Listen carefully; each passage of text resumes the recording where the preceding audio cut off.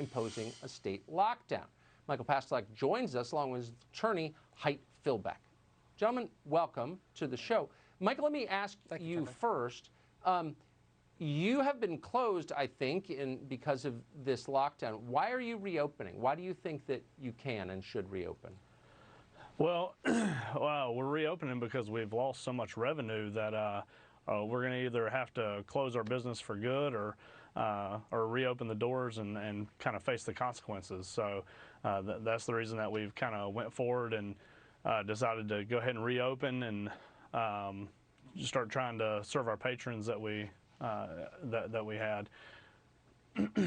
So you have no choice, I guess, is what you're saying. I mean, the governor is, it sounds like, driving you out of business.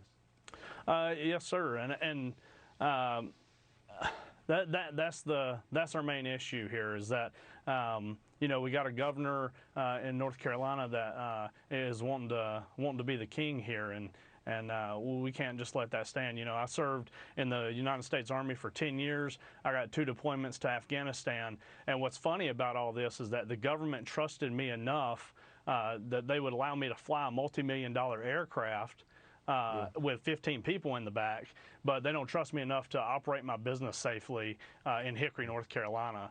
And at the end of the day, I'm not being allowed to provide for my family and make a living. Yeah. Your business looks a lot safer than an abortion clinic, which haven't been closed. So, Hite, let me ask you, on what legal grounds are you challenging this lockdown? Well, Governor Cooper has issued some fairly wide range, far-reaching executive orders. Now, executive orders that legislate or make law rather than merely enforce the law are unconstitutional. Right. And, you know, it's a fundamental precept in representational democracy that there be a separation of powers and that the legislative branch be the one that make the law and the executive branch, and here in this case it's the governor, be the one to merely enforce the law. Well, Governor Cooper is using the emergency powers to declare a state of emergency, and there's no criteria or qualification or even definition of what a state of emergency is.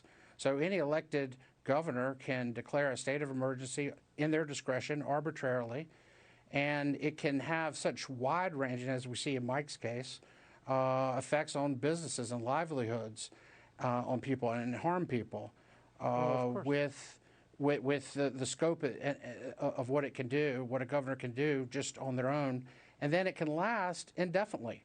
Only when the governor says that, well, there's no longer a state of emergency, with no checks on that decision, will it end. And it's just the framers never intended for any one person to have such immense power on the lives and liberties of others.